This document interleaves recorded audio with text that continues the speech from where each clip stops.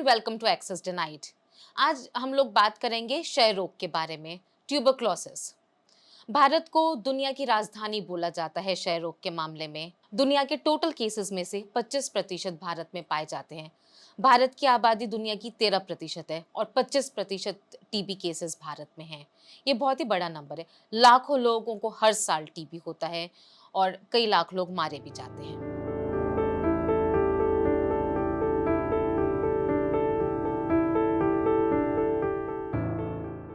आज हमारे बीच में है मीरा यादव, जो एक्सडीआर टीबी सर्वाइवर हैं। एक्सट्रीम ड्रग रेजिस्टेंट टीबी क्षय रोग की कई स्टेजेस होती हैं। ये सबसे खतरनाक स्टेज होती है।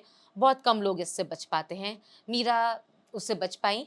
वो अपनी जर्नी के बारे में हमको बताएंगी और वो सिर्फ एक टीबी सर्वाइवर ही नहीं है, वो पेशेंट एडवोकेट भी हैं, एक्टिविस्ट हैं, जो लड़ाई कर रही हैं कि किस तरह से ज़्यादा लोगों के पास टीबी की दवाइयाँ सही समय पे पहुँच पाएँ, टीबी का डायग्नोसिस सही समय पे पहुँच पाए और उस जो पूरी एक टीबी की बीमारी के साथ एक जो मेंटल हेल्थ इश्यूज़ आते हैं, काउंसलिंग चाहिए होती है, वो लोगों तक सही समय पर पहुँच पाए। तो we are very happy that Meera is joining us today और आप अपनी पूरी जर्नी के बारे में भी बताइएगा और आज क्या-क्या मुद्दे हैं जिनको लेके लड़ना ज़रूरी है, पेशेंट्स के लिए, बाकी लोगों के लिए, उसके बारे में हम लोग बात करेंगे। Thanks for joining. Thank you. तो सबसे पहले तो तुम अपनी ही कहानी बताओ। आप बताओ कि कब से आपको ट्यूबरक्लोसिस हुआ और किस तरह से पता चला कि आपको एक्सडीआर टीबी है, एक्सट्रीम ड्रग रेजिस्टेंट टीबी, और किस तरह से दवाइयाँ मिली या नहीं मिली? सबसे पहले थैंक यू कहूँगी मैम आपको, आपने इनवाइट किया इस इंटरव्यू के लिए और अपने बारे में बताना चाहती हूँ छोटा-सा इंट्रोडक्शन देके। मेरा जन्म वाराणसी में हुआ है लेकिन मैं पली-बड़ी हूँ मुंबई में ही। अगर टीबी की जर्नी मैं आपको बताऊँ तो टीबी की जर्नी जो है वो 1 या 2 साल की नहीं रही है मेरी। वो तकरीबन 8 साल मुझे लग गए टीबी की बीमारी से बाहर आने में। जब मुझे टीबी हुआ था वो साल था 2012 और जब मुझे पता चला उस समय मैं टीबी के बारे में कोई भी जानकारी मुझे नहीं थी। मुझे ये ही नहीं मालूम था कि टीबी की बीमारी होती क्या है? कैसे इसका बचाव किया जा सकता है? इसका इलाज क्या है? मेरा छोटा एक बच्चा 4 महीने का था तब मुझे पता चला कि मुझे टीबी हुआ है और मैं प्राइवेट हॉस्पिटल में एडमिट हुई। अ, डॉक्टर ने बोला कि आपको एमडीआर टीबी हुआ है और इसका इलाज जो है काफ़ी मुश्किल है। मेरा इलाज वहाँ से चालू हुआ और फिर कंटिन्यू मेरा इलाज चलता रहा। प्राइवेट हॉस्पिटल में बहुत पैसे खर्च हो गए, जिसकी वजह से भी मैंने काफ़ी ताने सुने घरवालों के। काफ़ी भेदभाव हुआ उस दौरान और उस भेदभाव के दौरान ये समझना बहुत मुश्किल था कि मेरे साथ हो क्या रहा है। मैं ये तक नहीं जानती थी कि ये मेरे साथ स्टिग्मा हो रहा है, भेदभाव किया जा रहा है। टीबी की जो दवाइयाँ सब चल रही थी, मैं नहीं जानती डॉक्टर कौन-सी मेडिसिन्स दे रहे थे, लेकिन उसका जो साइड इफ़ेक्ट्स था वो बहुत ही बुरा था। मैं एक रोज़ उठी और मुझे खाँसी आई और खाँसी के साथ बहुत सारा ब्लड निकला। मैं घबरा गई देख के और immediately I went to the hospital and I consulted with the doctor. Doctor said कि आपको सीटी स्कैन कराना अभी इमीडिएटली होगा। तो कुछ डायग्नोस्ट किए डॉक्टर ने, कुछ टेस्ट कराए और डॉक्टर ने जो कहा वो सुन के मेरे पैरों तले ज़मीन खिसक गई। डॉक्टर ने बताया कि आपका जो राइट लंग है वो पूरा कोलैप्स्ड हो चुका है और आपको ऑपरेशन कराना होगा। अगर ऑपरेशन आप करा लेते हो तो इसके कुछ चांसेस हैं सर्वाइव करने के, अदरवाइज़ बहुत प्रॉब्लम हो जाएगी क्योंकि आपका लेफ्ट लंग भी इन्फेक्टेड है पूरा। उस समय दिमाग तो बिल्कुल काम नहीं किया। ऑलरेडी मैं 2012 से ट्रीटमेंट पे थी। 3 से 4 साल तक प्राइवेट हॉस्पिटल में पूरा लंबा ट्रीटमेंट लिया। उसके पहले कुछ लोकल क्लिनिक से दवाइयाँ ले रही थी, नॉर्मल कफ सिरप वगैरह।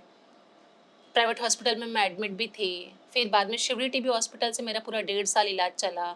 जब राइट लंग कोलैप्स्ड हुआ तो डॉक्टर ने कहा कि आपका राइट कोलैप्स हुआ है और साथ ही आपकी जो एमडीआर टीबी है वो एक्सडीआर हो गई है। अब ये भी नहीं मालूम था कि एक्सडीआर क्या होता है उस समय। हम थोड़ा-सा अपने ऑडियंस को बताएँ, तो क्षय रोग के कई स्टेजेस होते हैं। एक होता है जो जनरली सब लोगों को होता है, जिस पे दवाइयाँ काम करती हैं, उसको डीएसटी टीबी बोलते हैं। जी, उसके बाद एक drug multi resistant drug. TB फिर डेवलप होता है, MDR multi drug resistant TB, जिसमें कई दवाइयाँ काम करना बंद कर देती हैं बॉडी पे और बैक्टीरिया पे। और उसके उसके बाद बाद जो सबसे ज़्यादा खतरनाक और दयनीय और डरा देने वाली स्टेज होती है वो XDR XDR, extreme drug resistant TB. उसमें बहुत सारी जो दवाइयाँ दवाइयाँ हैं काम वो नहीं काम करती। करना बंद कर देती। बहुत ही कम दवाइयाँ फिर शरीर पे लगती हैं। और जैसे मीरा बता रही हैं कि उनका एक लंग ऑलरेडी ख़त्म हो चुका था, बैक्टीरिया एक लंग पूरी तरह से खा चुका था और दूसरी लंग में भी लग चुका था, और वो भी वो वाला बैक्टीरिया जिस पे शायद बहुत ही कम दवाइयाँ काम करती। और हम आगे इंटरव्यू जी में आपको बताएंगे कि वो दवाइयाँ दुनिया में मौजूद होने के बावजूद पेशेंट्स को नहीं मिलती नहीं हैं, मिल रही। और किस तरह से ये पूरा एक नेक्सस बड़ी फार्मा कंपनीज का चलता है इस मामले में।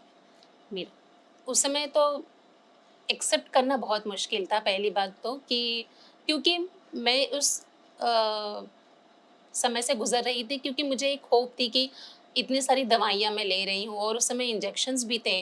सारे ट्रीटमेंट में मैं मुझे डेली इंजेक्शंस लेना पड़ा, डेली 30 टू 35 पिल्स लेनी पड़ती थी। वो बहुत पेनफुल समय था बहुत और ही हैवी पिल बर्डन बहुत होता है बहुत टीबी ज़्यादा का, है ना? वो ट्रॉमा, वो सिचुएशंस, मतलब वो एक मरीज़ ही समझ सकता है। और कैसा लगता था? और ये दवाइयाँ तो ऐसा नहीं है कि खाने के बाद कोई साइड इफ़ेक्ट नहीं है, ऐसा नहीं है। इन दवाइयों का भी तो बहुत बहुत बुरा साइड इफ़ेक्ट एसिडिटी है। बहुत कुछ लगातार रहती, काफ़ी पहला जो कॉमन है लगता वो था कि वॉमिटिंग वॉमिटिंग और नौसिया, तो मुझे पूरे ट्रीटमेंट में डेली होता रहा है, कई सालों तक। कई सालों तक।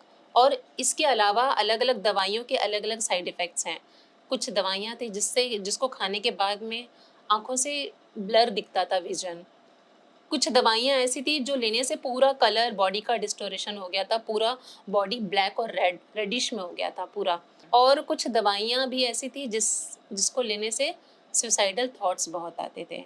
दवाइयों का साइड इफ़ेक्ट तो एक अलग बात है, लेकिन एक मरीज़ जिस ट्रॉमा से गुज़रता है उस समय, जब उसे कोई साइकोसोशल सपोर्ट नहीं मिलता, उसे कोई मेंटल सपोर्ट नहीं मिलता, तो ऑलरेडी वो सुसाइडल थॉट्स वैसे भी चल रहे होते हैं, जो सेम मेरे भी दिमाग में चल रहे थे। क्योंकि इतने मैं ये सोचती थी कि मैं इतनी सारी दवाइयाँ बराबर खा रही हूँ, मैं इंजेक्शंस डेली ले रही हूँ, मेरी कोई दवाइयाँ मिस नहीं हो रही है, उसके बावजूद भी मेरी टीबी ठीक क्यों नहीं हो रही है? फिर वो स्टेज ऐसा था कि एक्सेप्ट करना बहुत मुश्किल था, और फिर भी डॉक्टर के बताने के बाद भी हमने कुछ और अलग डॉक्टरों की सलाह ली कि क्या ऑपरेशन करना होगा तो कैसा होगा, क्योंकि वो एक लंग्स का पूरा निकालने की बात कर रहे थे सर्जरी के थ्रू। तो ऑब्वियसली दिमाग में बहुत सारी बातें मेरी चल रही थी कि मेरा बॉडी स्ट्रक्चर कैसा होगा उसके बाद में। तो बहुत सारे डॉक्टर को हमने दिखाया, और हिंदुजा हॉस्पिटल जो मुंबई का काफ़ी बड़ा हॉस्पिटल है, वहाँ पे डॉक्टर ज़रीर उदवाड़िया से मैंने कंसल्ट किया, और उन्होंने भी वही रिकमेंड किया कि आपको ऑपरेशन कराना ज़रूरी है, क्योंकि राइट लंग्स में कैविटीज़ बहुत ज़्यादा हो गई थी, और वो इतनी गहरी कैविटीज़ हैं कि वहाँ पे ड्रग्स का सप्लाई, वहाँ पे ड्रग्स का पहुँचना बहुत मुश्किल है। और क्योंकि लेफ्ट लंग भी इन्फेक्टेड हो गया था, तो बिना किसी देरी के ऑपरेशन कराना भी बहुत ज़रूरी था। फिर शिवड़ी में ही डॉक्टर ने मुझे रेफ़र किया कि आपको अभी एमएसएफ से इसका ट्रीटमेंट लेना होगा। इसके बाद का जो ट्रीटमेंट है एक्सडीआर का, वो आपको एमएसएफ से ही मिलेगा, डॉक्टर्स विदाउट बॉर्डर्स जो डॉक्टर्स है। Without border. वो लोग क्यों बोले कि वहीं पे जाके इलाज होगा? शिवडी हाँ, में और हिंदुजा में क्या दिक्कत थी? क्योंकि जो एक्सडीआर की दवाइयाँ हैं, और वो दवाइयाँ सिर्फ़ एमएसएफ में ही अवेलेबल थी। सरकार के पास नहीं थी। सरकार के पास में नहीं थे। फिर देन जैसे-तैसे ऑपरेशन हो गया। ऑपरेशन होने के बाद में फिर से ट्रीटमेंट मेरा स्टार्ट हुआ एमएसएफ क्लिनिक से एक्सडीआर का। अब एक्सडीआर इस ट्रीटमेंट में भी मुझे इंजेक्शंस थे और दवाइयाँ थी। लेकिन यहाँ पे कुछ दवाइयाँ नई थी। बेडाकोलिन, डेलामिनेट और एक इंजेक्शंस हुआ करता था इमिपेनम। तो ये 3 ड्रग्स जो मुझे नए मिले बाकी दवाइयों के साथ में, और ये कहूँगी कि इन्हीं दवाइयों का असर है आज मैं आपके सामने हूँ। और ये जो दवाइयाँ हैं, खैर बिडाकुलिन के बारे में जितना भी कहा जाए कम है कि कितनी लड़ाई लड़ी गई है इस देश में। जी, एक्टिविस्ट आपके जैसे पेशेंट एडवोकेट्स हैं, नंदिता वेंकटेशन हैं जी। मुंबई से ही, साउथ अफ्रीका से फुमेजा तिस्ली हैं। हुँ, इन लोगों ने आके अपील की काफ़ी। हाँ, भारत में कि बिडाकुलिन का जो पेटेंट है वो ख़त्म होना चाहिए। हुँ, और क्योंकि वो बहुत ही महँगी दवाई थी और एक कंपनी सब पेशेंट्स को नहीं दे पा नहीं रही दे थी। पा रही थी। इतने सारे पेशेंट्स हैं दुनिया भर में। हुँ, तो और भारत में वो कि कंपनीज़ के पास वो दवाई बनाने की कैपेसिटी थी। हुँ, अ, लेकिन आप 2018 की बात कर रहे हो, तो फिर तुम्हारी सर्जरी हुई? यस। सर्जरी हुई मेरी सर्जरी हो गई और पूरा एक लंग्स निकाला गया। फिर वो जो लंग्स के जो टिश्यूज़ होते हैं, उनका टेस्ट वापस हुआ हिंदुजा से और उनका भी डीएसटी और कल्चर वगैरह टेस्ट किया गया और जीनेक्स पर टेस्ट किया गया। तो जो भी रेजिमेन था, वो रेजिमेन बनाया डॉक्टर ने और वो ट्रीटमेंट दिया और इन नई दवाइयों के साथ में ट्रीटमेंट चालू हुआ। तो बिडाकुलिन और डिलामिनेट की तो कहानी खैर काफ़ी सभी को पता है कि ये कितनी अच्छी दवाइयाँ थी। हुँ, फिर भी बिडाकुलिन जॉनसन एंड जॉनसन की है, हुँ, जो एक अमेरिकन कंपनी है। हाँ। डिलामिनेट ओ जापानीज़ ओत्सुका ओत्सुका की। कंपनी है, जो जापानीज़ कंपनी है। और जब तुमको, अगर मैं सही बोल रही हूँ, तो जब तुमको मिली ये दोनों दवाइयाँ, हुँ, तब एक तो वो पेटेंटेड थी हुँ, भारत में, हाँ, और प्लस वो इतनी महँगी थी। हुँ, लाखों में आती थी ये दोनों ये दवाइयाँ, दवाइयाँ, और जबकि बहुत ही छोटा मॉलिक्यूल था दोनों का। हुँ, और वो सरकार भी नहीं दे रही थी।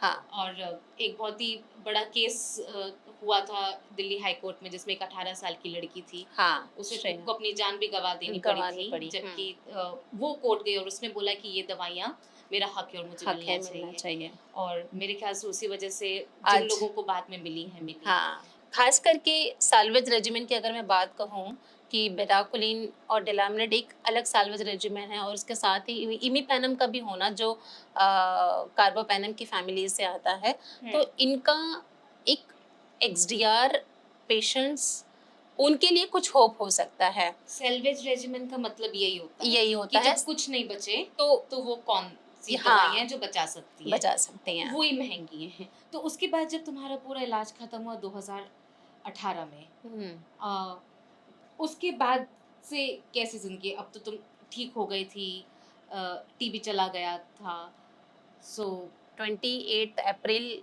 का वो दिन था जब मुझे डॉक्टर ने कहा कि अब आपको दवा लेने की ज़रूरत नहीं है। तो वो दिन मेरे लिए मैं सोचती हूँ कि वो मेरा दूसरा जन्म हुआ था उस समय और उसके बाद से मुझे लकीली कोई दवाई नहीं लेनी पड़ी। 5-6 महीने हो गए एंड देन डॉक्टर ने भी कहा कि काफ़ी समय हो गया है, ट्यूब को ज़्यादा देर तक लंग्स के अंदर नहीं रख सकते हैं। अच्छा। तो डॉक्टर ने कहा कि एक सर्जरी फिर से करानी होगी लेकिन अब उस बड़ी सर्जरी के लिए मेरी बॉडी रेडी नहीं थी। हुँ। तो डॉक्टर ने कहा कि एक छोटी सर्जरी कर लेंगे और आईसीयू ट्यूब को निकाल लेंगे। वो ओपन विंडो सर्जरी बोलते हैं, एक विंडो जैसा बना दिया जाता है लंग्स की तरफ और पूरा उसको ड्रेनेज ड्रेनेज होल बनाया जाता है बेसिकली कि जो भी फ्लूइड जमा होता है वो वहाँ से बाहर आता रहे। तो वापस से एक सर्जरी हुई मेरी और उसमें वो वाला होल बना हाँ, के, और उसमें वो उसको फिर तुम्हें लगातार निकालना पड़ता है उससे हाँ, फ्लूइड? हाँ, अभी तो भी है वो, और वो यस, ज़िंदगी यस, भर हाँ, रहने का चा तो वो उस सर्जरी के बाद में फिर बस इतना फ़र्क आया कि जो विंडो जब डॉक्टर ने किया था तो थोड़ा बड़ा था, अब वो धीरे-धीरे छोटा हो गया लेकिन वो ड्रेनेज होल है, तो वहाँ से जो है मुझे हमेशा ड्रेन फ्लूइड हो निकलते रहता है, मुझे हमेशा उसे क्लीन करना पड़ता है, तो उसको लेके जो है मैं अभी भी सफ़र कर रही हूँ तो तुम और अगर ट्रेन में ट्रैवल कर रही हो और तब निकालने की ज़रूरत पड़ जाए तो प्रॉब्लम मैं हो नहीं जाती है निकाल कि सकती नहीं नहीं निकाल निकाल सकते? सकती। तो उसको कभी लेके छींक थोड़ा आ जाए तो दिक्कत तो होती हाँ, है, वो सब जो कभी उसके साथ हाँ, कभी प्रॉब्लम्स आती खाँसी आ गई, कभी छींकें आ गई, तो अगर थोड़ा टाइम हुआ है जैसे कि 1 एंड 2 हावर के बीच में वो थोड़ा-थोड़ा फ्लूइड निकलते रहता है। तो अगर स्टोर हुआ रहेगा तो वो ऑटोमैटिकली निकल जाता है बाहर। तो उस वजह से थोड़ी-सी मुझे शर्मिंदगी महसूस होती है जब मैं कहीं बाहर ट्रैवल करूँ। वो चीज़ का तो सामना करना ही पड़ता है लेकिन साथ में और भी चीज़ें हैं जैसे कि मैं भाग नहीं सकती, मुझे सीढ़ियाँ चढ़ने में काफ़ी तकलीफ़ें होती हैं। मैंने ऊँची आवाज़ में बात करी तो थोड़ी मुझे तकलीफ़ होने लगती है। मैं कोई कुछ भी हैवी सामान नहीं उठा सकती हूँ। ये सब चीज़ें हैं जो काफ़ी तकलीफ़ें होता है। तो उस चीज़ को बैलेंस करना भी बहुत मुश्किल है। हालाँकि मैंने अभी इसको एक्सेप्ट तो कर लिया है अपनी ज़िंदगी में लेकिन कभी-कभार बहुत रोना भी आता है। सोचती हूँ कि ठीक है, जान तो बच गई है, ये सबसे बड़ी बात है और सबसे बड़ी बात ये कि मैं बाकी के मरीज़ के लिए भी अभी काम करती हाँ, हूँ। तुम क्या काम करते हो अब आजकल? तुम जी। पेशेंट एडवोकेट हो हुँ। और टीबी पे ही काम है तुम्हारा सारा, जिससे खुद गुज़रे हो। तो क्या काम करते हो अब? थोड़ा ज बताओ जैसे एज़ एन कि एक्टिविस्ट। जैसे कि मैंने आपको बताया 2018 से ही एक हमारा वॉलंटियर ग्रुप था, एमएसएफ के साथ ही हम जुड़े और बहुत सारे ऐसी मरीज़ों के लिए peer basically support group peer जो होता है, सपोर्ट, हाँ, उनको उनको काउंसलिंग काउंसलिंग। करना हुँ, और साथ ही एक प्लेटफ़ॉर्म पे जो है फाइट करना राइट्स के लिए कि हेल्थ को लेके क्या राइट्स हैं, स्पेशली टीबी। अब बहुत सारी जगहों पे या फिर हमेशा हम देखते हैं कि टीबी की जो दवाइयाँ हैं उनका स्टॉक आउट हो जाता है। बहुत तो बड़ी प्रॉब्लम है ये बहुत तो। बड़ी प्रॉब्लम इंडिया है। में लगातार स्टॉक आउट रहता है। लगातार स्टॉक आउट होता है, दवाइयों के दाम काफ़ी महँगे हैं। हुँ, तो 2018 में ही ट्रीटमेंट ख़त्म होने के बाद में मुझे अपॉर्च्युनिटी मिली कि हर साल यूनियन कॉन्फ्रेंस होता है, उसमें मुझे पार्टिसिपेट करने का मौका मिला है एमएसएफ के थ्रू ही। इंडिया और में भी हुई थी हैदराबाद में जब हाँ, काफ़ी प्रोटेस्ट वगैरह हाँ, भी किए उसमें गए थे। ही I was participated in that. हुँ, और वहाँ पे हमने काफ़ी प्रोटेस्ट किया और दवाइयों के दाम जो है वो कम होने चाहिए और थोड़े समय लग गए, लेकिन आज बेडाक्लोलिन की प्राइस जो है वो कम हो गए हैं और नेशनल प्रोग्राम में भी अवेलेबल हैं। तो हुँ। ये एक अच्छा उसका परिणाम हमें देखने को मिला है। और ऐसे ही मरीज़ों के लिए आवाज़ उठाना, उनको काउंसलिंग देना, वो मेंटल सपोर्ट बहुत ज़रूरी है एक हुँ, मरीज़ को। बट तो मेरा ये तो थोड़ा हमने एक्सडीआर टीबी वगैरह की बात की, हुँ, लेकिन पूरा अगर टीबी का मुद्दा देखा जाए हुँ, तो उसमें स्टॉक आउट दवाइयों का मतलब दवाइयाँ नहीं मिलना हुँ, और भारत में तो मतलब सरकार का एक अपना वर्टिकल प्रोग्राम है जिसके अंतर्गत टीबी के मरीजों को दवाइयाँ दी जाती हैं और उसमें हम देखते हैं हर साल कई-कई महीनों तक दवाइयाँ नहीं मुहैया मिलती हैं, मुहैया कराई जाती हैं। तो उसको लेके क्या है? ये बहुत होता है स्टॉक आउट? क्या पेशेंट सफ़र करते हैं? कितना पैसा फिर पेशेंट को देना पड़ता है अगर उन्हें दवाई जारी रखनी है तो? जी। इंडिया में ख़ास करके और कुछ ऐसे स्टेट्स हैं जहाँ पे तो हर साल ही एक बार कोई न कोई दवाइयों को लेके स्टॉक आउट हो जाता है और ख़ास करके ये दवाइयाँ डीआरटीबी की होती हैं, जहाँ हम मरीज़ को खुद ये कहते हैं कि अगर आपने दवाइयाँ एक भी दिन मिस करी तो आपका ट्रीटमेंट जो है वो फ़ेल होगा और आपको फिर से शुरू से ट्रीटमेंट लेना होगा। क्योंकि जब मैं भी ट्रीटमेंट पे थी तो मुझे ये बहुत अच्छे से याद है कि मुझे ये ज़रूर कहा जाता था कि दवा मिस नहीं करनी है आपको, एक भी दिन की आपको दवा मिस नहीं करनी है। तो जहाँ हम पेशेंट्स को ये सजेस्ट करते हैं, ये हम उनको कहते हैं कि आपको दवा मिस नहीं करनी है और दूसरी तरफ उनके लिए दवाइयाँ ही अवेलेबल नहीं होती है, तो हम कहीं न कहीं एक रेज़िस्टेंट की तरफ बढ़ावा दे रहे हैं। और डर, एक हाँ, इंसान का डर कि अगर मैं ये दवाई रोक दी, हाँ, तो आगे क्या होगा? क्या होगा? ये बोला गया और फिर उनको वो दवाई नहीं दी जा दवाई रही नहीं है। दी जा रही है। तो ये सबसे बड़ा एक गैप है कि हुँ, स्टॉक आउट होने हाँ, का। स्टॉक आउट होने का। और मुझे लगता है कि सरकार को इसके लिए पहले से प्रिपेयर होना चाहिए कि कितनी दवाइयाँ अगर इतने नोटिफ़ाइड हैं। फ़ोरकास्टिंग जिसको बोलते हैं, हाँ, पहले से पता हो सब कि सब चीज़ें अवेलेबल हो क्योंकि डीआरटीबी एक बहुत बड़ा इसकी इसके हालात बहुत गंभीर हैं। इसका इलाज होना मुश्किल है, लेकिन अगर दवाइयाँ अवेलेबल हैं, सारे टूल्स अवेलेबल हैं, तो ये क्यूरेबल है और सही समय पे ये ठीक किया जा सकता है हुँ, इसको। लेकिन स्टॉक आउट की मामले में पेशेंट्स तो सफ़र करते ही हैं और साथ ही होता क्या है कि उनका जो रेज़िस्टेंट है, वो और हो सकता है, बढ़ सकता है। और वो एक्सडीआर-टीबी में एक्सडीआर कन्वर्ट हो टीबी में सकता कन्वर्ट हो है। सकता है। हुँ, अगर एमडीआर की दवाइयाँ पेशेंट्स को नहीं मिल रही है और गैप हो रहे हैं, तो हो सकता है कि उसके जो बैक्टीरियाज़ हैं वो और मल्टीप्लाई करेंगे और उसके साथ ही एमडीआर का जो है वो ट्रांसफ़र हो जाएगा एक्सडीआर टीबी में। तो कहीं न कहीं ये चीज़ बहुत देखने को मिलती है उस समय। और जिस वक़्त सरकार नहीं दे रही है ये और अगर पेशेंट को खुद लेनी पड़ जाए, तो महीने का करीब 5 से 10 हज़ार का खर्चा तो काफ़ी दवाई का आ महँगी ही जाता है, बहुत महँगी क्योंकि दवाइयाँ डीआर-टीबी हैं, की तो थोड़ी ज़्यादा महँगी दवाइयाँ हैं। महँगी दवाइयाँ हैं। और वो पेशेंट कैसे देंगे? और कभी-कभी तो एक ही घर में 2-2 3-3 पेशेंट्स भी होते हैं क्योंकि 2-3 ये तो मरीज़ होते इन्फेक्शियस हैं। हुँ। डिज़ीज़ है आफ्टर ऑल। अ, तो मुझे तो स्टॉक आउट में बहुत सारे पेशेंट्स के ऐसे भी कॉल आते हैं कि मैम हम कहाँ से करें? ये इतनी महँगी दवाइयाँ हैं, हम अपने घर का रेंट भरें या फिर ये दवाइयाँ लें? क्योंकि जितना हम रेंट देते हैं उससे ज़्यादा तो पैसा हमारी दवाइयों में जा रहा है, तो हुँ, हम कैसे करें? तो इसकी वजह से होता क्या है, एक गरीब आदमी जो है अगर मान लो उसे टीबी होता है जो अफोर्डेबल नहीं कर पा रहा है, तो वो स्किप करने लगता है। अगर वो क्योंकि वो खरीद ही नहीं सकता, तो वो स्किप करने लगता है, जिसकी वजह से इसका असर उसके ट्रीटमेंट पे होता है आगे।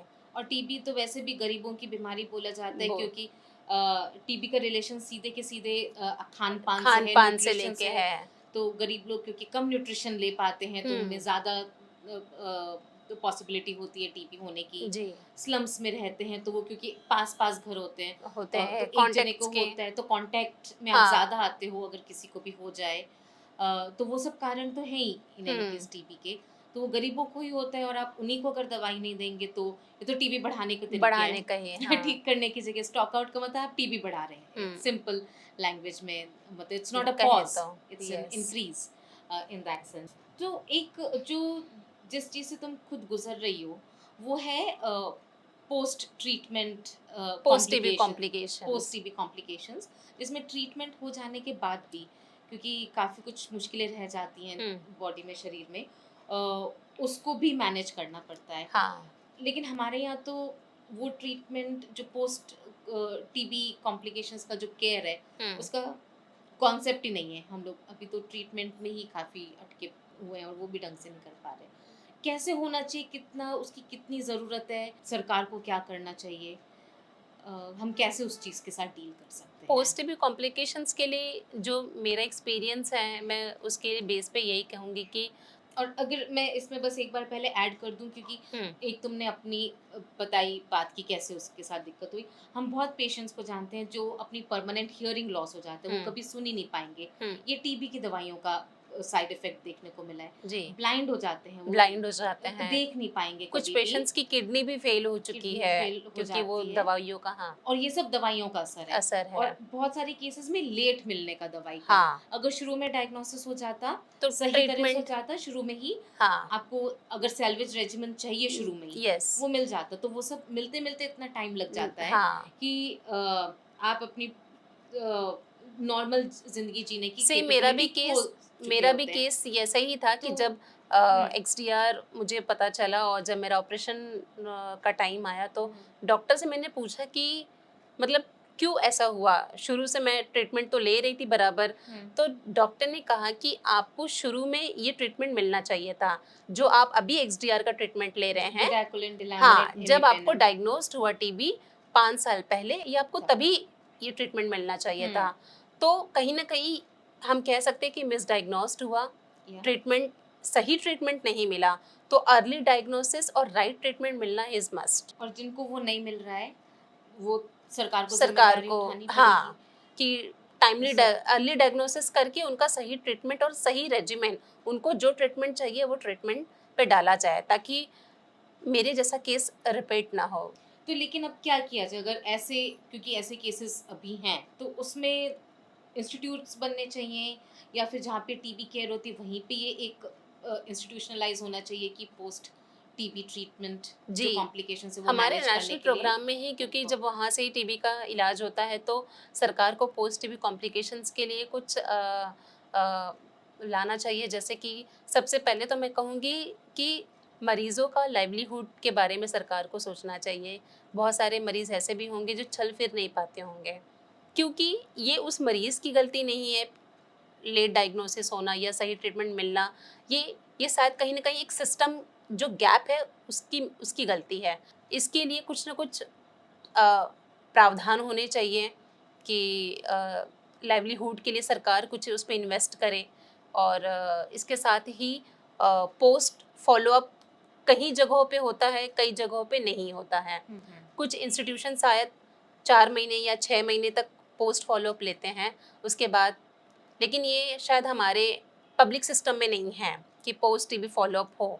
तो कुछ सालों तक पोस्ट टीबी फ़ॉलो-अप भी होना चाहिए, और कुछ इन्वेस्टमेंट अच्छा होना चाहिए, ताकि उस मरीज़ का लाइवलीहुड हो सके, और जब भी उसे मेडिकल की ज़रूरत पड़े, वो अ, उसे मिल सके। क्योंकि आज मैं टीबी से बाहर तो हूँ, लेकिन जो मेरी सिचुएशंस है, जो मेरे हालात हैं, वो मैं ही समझ सकती हूँ कि मुझे कितनी तकलीफ़ें होती हैं। टीबी से तो ठीक हो गई, लेकिन अभी भी ऐसा लग रहा है कि मैं वही चीज़ें अभी भी जी रही हूँ। कभी इच्छा हुई तो मैं नहीं भाग नहीं सकती, मैं फ़ास्ट वॉकिंग नहीं कर सकती। ये सब चीज़ें बहुत प्रॉब्लम है समझने के लिए। तो इसके लिए सरकार को इन्वेस्ट करना चाहिए ज़रूर।